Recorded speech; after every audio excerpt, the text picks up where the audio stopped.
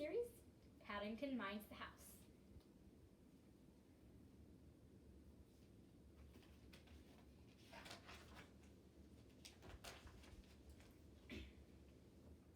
One morning, Mrs. Brown and Mrs. Bird went out for the day and left Paddington to look after the house. "I shall wash up all the breakfast things while you're gone," he said, "and then, if I have some time left over, I may do some spring cleaning." "Oh dear," said Mrs. Brown. "I don't like the sound of that."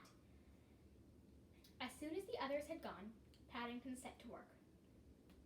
He washed all of the breakfast cups and saucers and plates and put them in a rack to dry. Then he did the dusting, and after that he washed the dusters and the towels and hung them up to dry.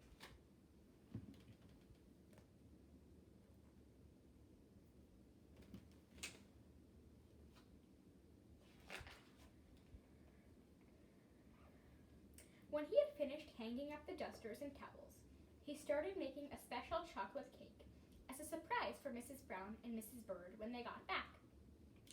Paddington liked cooking, and he was soon busy mixing flour and cocoa and sugar and milk together in a large bowl. It wasn't until he put his paw in the mixture to make sure it tasted as it should that he saw he had made a mess with the flour and cocoa. Worse still, the floor felt crunchy under his feet where he had spilt some sugar, so he got the vacuum cleaner out. And that was when his trouble started.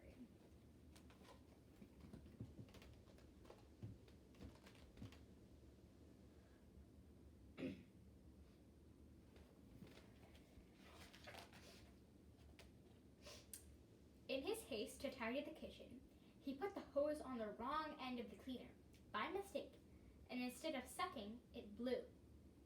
Paddington staggered back as all the old dust came out and rose into the air like a big black cloud.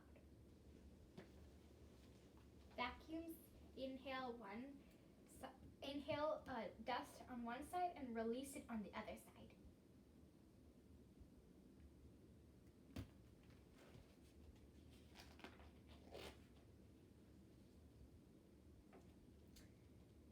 It landed everywhere, on the clean cups and saucers and plates, over the dusters and towels he had hung up to dry, over the table and chairs and the floor.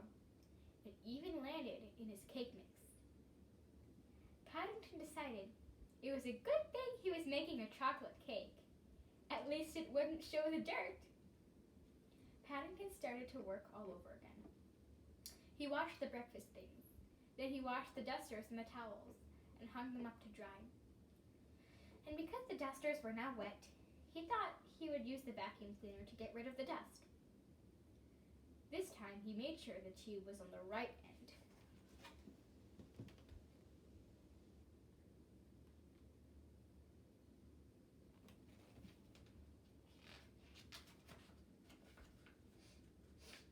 Using the vacuum cleaner was much more fun, and Paddington spent some time trying to write his name in the dust at the top of the table. It wasn't until he got as far as the letter D that he noticed the mixing bowl was now empty. He stared at the end of the hose, wondering what to do next.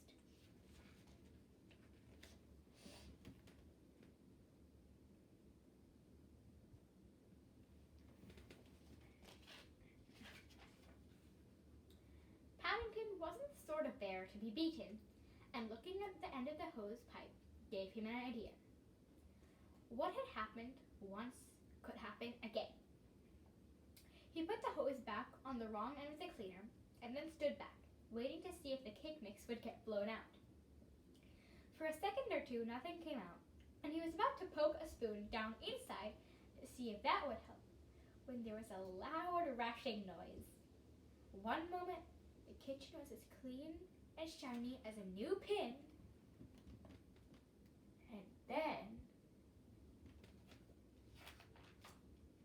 the next moment, it looked as if it had been raining chocolate. Paddington gazed unhappily around the room. It was in a worse state than before. In fact, he couldn't remember ever having seen such a mess. He gave a deep sigh, and for the third time that day, he set to work. He washed the breakfast things. Then he washed the dusters and the towels and hung them up to dry. Then he scrubbed the floors and washed the walls and polished the table and chairs until all looked as good as new. In fact, he cleaned everything except himself. But by then, it was too late, for there was a ring at the front doorbell.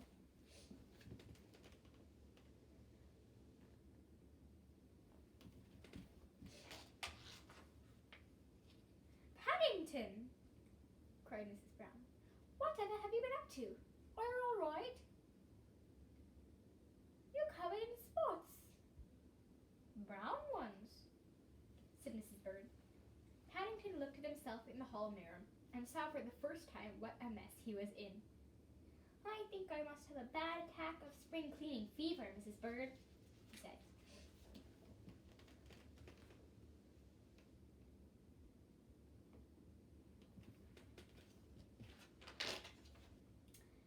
Mrs. Bird hurried into the kitchen, but she had to admit she had never seen it looking quite so clean. And if she wondered why Paddington had spots on his duffel coat, as well as on his whiskers, she didn't say anything. I think, she said, you'd better go upstairs and have a nice hot bath. Paddington thought that was a very good idea. He felt tired after all his hard work. Afterwards, when he was safely tucked up in bed, Mrs. Brown brought him his supper on a tray. You're looking better already, she said. That rest must be doing you some good. It isn't so much spring cleaning that brings you out in spots, Mrs. Brown, said Paddington. It's all the cleaning up you have to do afterwards.